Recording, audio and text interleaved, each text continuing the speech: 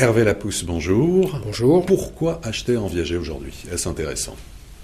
Actuellement, par rapport à la crise internationale que nous vivons, le viager est un excellent placement immobilier.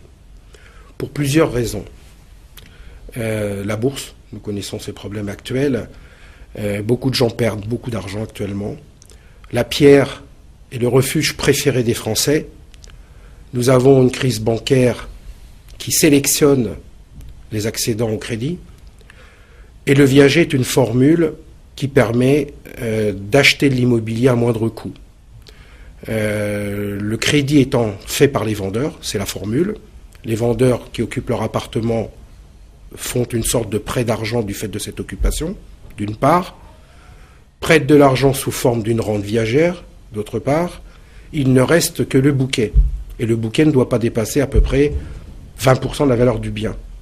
Donc, ce qui veut dire qu'avec 20% d'apport, vous pouvez acquérir un bien immobilier, vous évitez la sélection bancaire, vous ne perdez pas d'argent parce que l'immobilier est une valeur sûre. L'immobilier va diminuer un tout petit peu, mais je veux dire en matière de viager, si le prix est bien expertisé, c'est une très très bonne opération.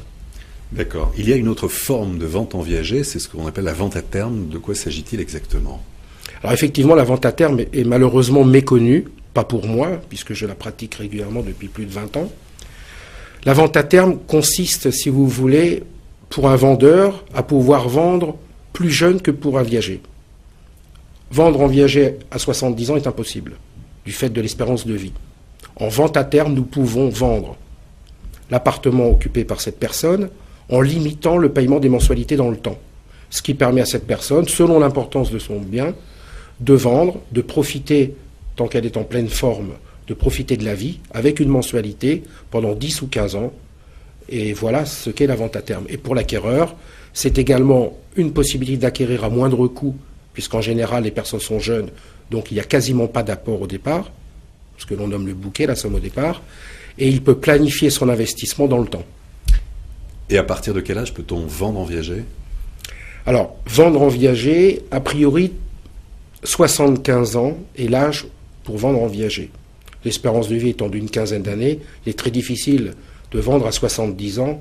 Aucun acquéreur ne va payer pendant 20 ou 25 ans et attendre le même temps, sauf pour la vente à terme, puisque la mensualité sera limitée dans le temps. Donc je dirais pour le viager 75 ans, pour la vente à terme, on peut 65 ans selon le bien, selon l'importance du bien et la situation du bien.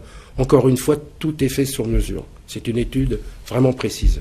Hervé Lapousse, merci beaucoup. C'est moi, je vous en prie.